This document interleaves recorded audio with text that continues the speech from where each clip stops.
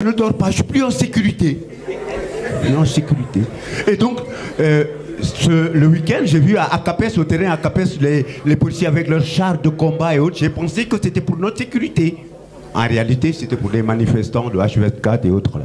Alors, j'aimerais savoir, qu'est-ce que, Madame le garde des Sceaux, vous, en tant que justice, et l'État du Sénégal, le gouvernement, dans un cadre général, ils ont prévu. Parce que c'est libérer, c'est bien, mais libérer des terroristes, moi, ce sont les noms que vous avez donnés. Et je rappelle que, madame, il y a des prisonniers détenus politiques. Le maire des Parcelles Assini Guélani Sané. Mais attends, c'est un détenu politique ou pas?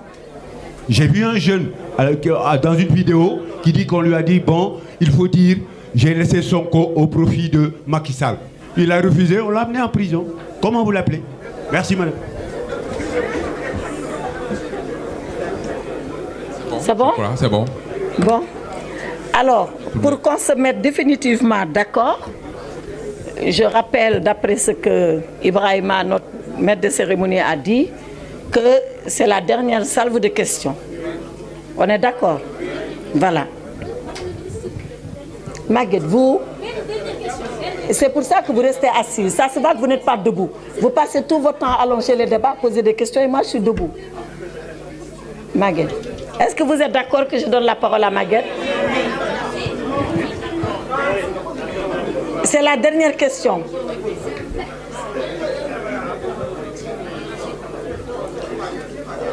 Abdou Aziz, donne-lui le micro.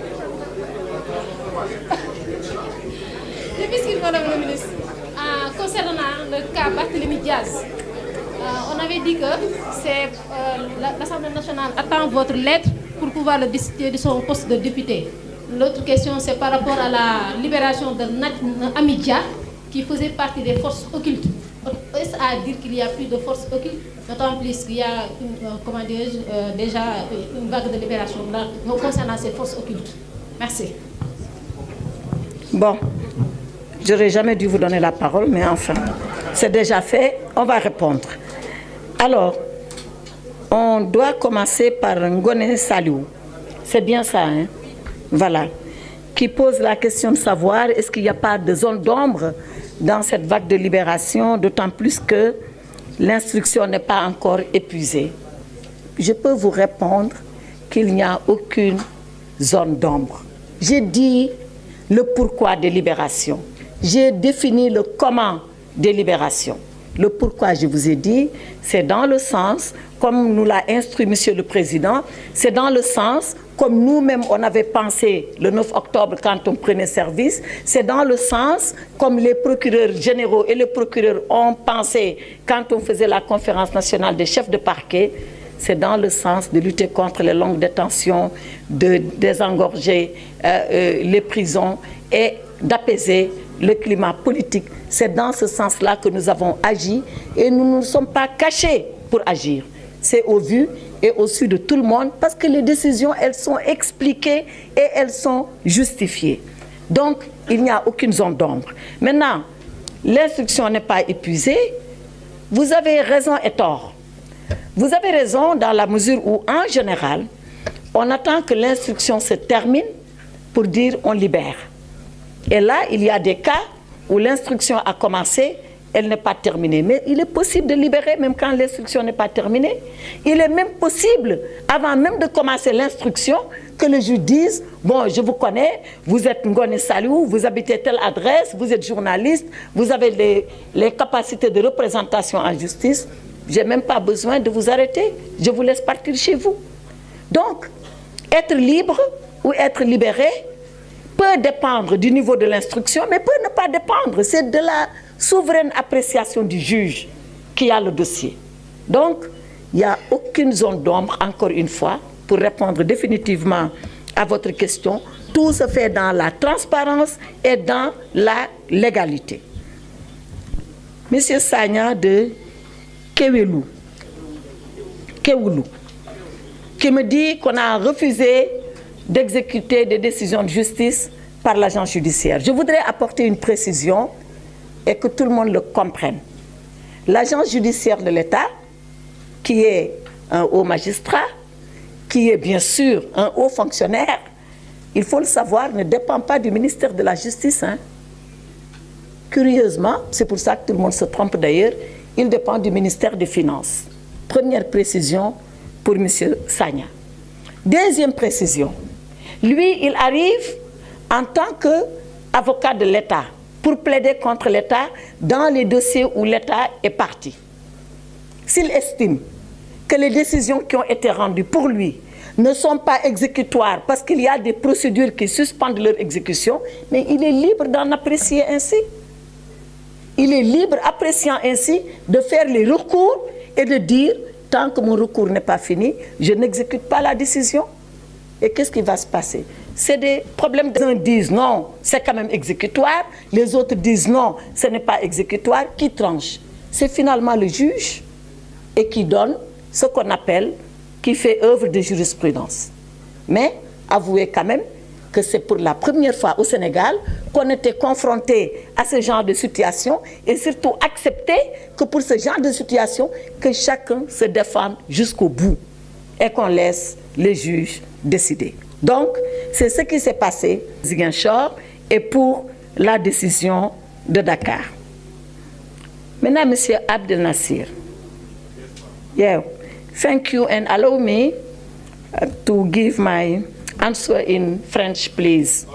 Because it will be easier for me. You understand? Yeah. Okay. Thank you for your understanding. Donc, lui, il a posé 3 questions.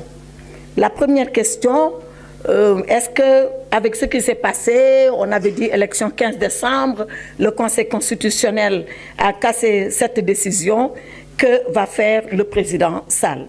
Deuxième question, la société civile appelle à la libération de Ousmane Sonko. Qu'est-ce que nous disons de cela? Troisième question, quelle est la décision qui sera prise par rapport à Bassirou Diomaye Faye, peut-être concernant toutes ces conditions de libération que nous sommes en train de poser? Pour tout cela, je voulais donner une réponse précise. La première, c'est que pour ce qui concerne le président Sall, je l'ai dit, il a acté la décision du Conseil. Ayant acté la décision, l'élection aura lieu, je l'ai encore dit et je le répète, il a convié à un dialogue pour peut-être avoir la meilleure lecture de la décision du Conseil. Il aurait pu dire, moi, voilà quelle est ma lecture. Et je le fais. Ça serait sa lecture à lui, une forte lecture, puisqu'une lecture d'un président de la République. Mais il dit, je convie tout le monde. Je veux avoir la meilleure lecture et une fois qu'on aura la meilleure lecture, dans les meilleurs délais, l'élection présidentielle aura lieu. La société civile appelle à la libération de Ousmane Sonko. Oui, elle a le droit, comme elle aurait d'ailleurs pu, mais surtout dû, appeler peut-être à la libération de tout le monde. Mais comme je l'ai dit, nous apprécions au cas par cas et nous verrons quel sort réservé à tous ces appels et même à ceux pour lesquels il n'y a pas d'appel parce que c'est des anonymes et nous traiterons les dossiers de façon objective, comme je l'ai dit, sans parti pris aucun, mais bien évidemment sans y mettre de l'arbitraire. Quelle décision pour Bassirou Diomaye Faye? La même chose que pour les autres. Je l'ai dit, être candidat n'est pas une condition de liberté provisoire. Par contre, si nous pensons aujourd'hui que les conditions sont réunies pour qu'il bénéficie d'une liberté provisoire au même titre que tous les autres, on agira ainsi et on fera ainsi. En tout cas, je voudrais bien remercier Abdel Nasir parce qu'il l'a dit, le Sénégal a comme voisin des pays anglophones, le Sénégal est dans la CEDEAO, c'est un pays majeur de la CEDEAO, nous pouvons accepter également que nos parents anglophones dans les pays limitrophes soient au courant et je voudrais le remercier pour l'attention qu'il porte à l'actualité politique et judiciaire au Sénégal. Madame Léa de RFI, j'ai noté, Léa, est-ce que on nous impose l'obligation, j'ai mal noté là, l'obligation d'un scrutin? Est-ce qu'elle est là, celle qui a posé la question? Oui. Est-ce qu'elle peut me dire? Vous pouvez repréciser votre question, s'il vous plaît. J'ai mal écrit, excusez-moi. C'était en bas de page et j'ai vraiment utilisé des pattes de mouche. Est-ce que vous pouvez reposer votre question, s'il vous plaît? Oui, je vous demandais si vous pouviez nous donner une lecture juridique de la décision du Conseil constitutionnel. Est-ce qu'en tant qu'avocate, en tant que juriste, vous pouvez nous dire si la décision du Conseil constitutionnel contraint à l'organisation d'un scrutin et d'une passation du pouvoir d'ici au 2 avril? Oui. Ce qu'on retient de la décision du Conseil, c'est que le Conseil contraint à organiser une élection dans les meilleurs délais. Moi, personnellement, c'est ce que j'ai vu de la décision du Conseil. Ce à quoi nous sommes astreints, c'est d'organiser l'élection dans les meilleurs délais. C'est quand les meilleurs délais, on en a discuté tout à l'heure, je peux y revenir, mais je pense que je l'ai suffisamment dit, c'est lorsque les acteurs du dialogue se mettront ensemble et diront qu'est-ce qu'ils pensent des meilleurs délais. Moi, j'ai ma façon de penser les meilleurs délais, mais ce n'est pas ça qui intéresse aujourd'hui. Le président de la République a sa façon de penser les meilleurs délais. Il aurait pu dire, voilà ce que je pense, et l'imposer. Mais il a trouvé que c'était plus sage de réunir tous les acteurs et de s'entendre. Donc, sous les meilleurs délais, vous aurez la signification des meilleurs délais du Conseil constitutionnel. C'est ce que je peux dire.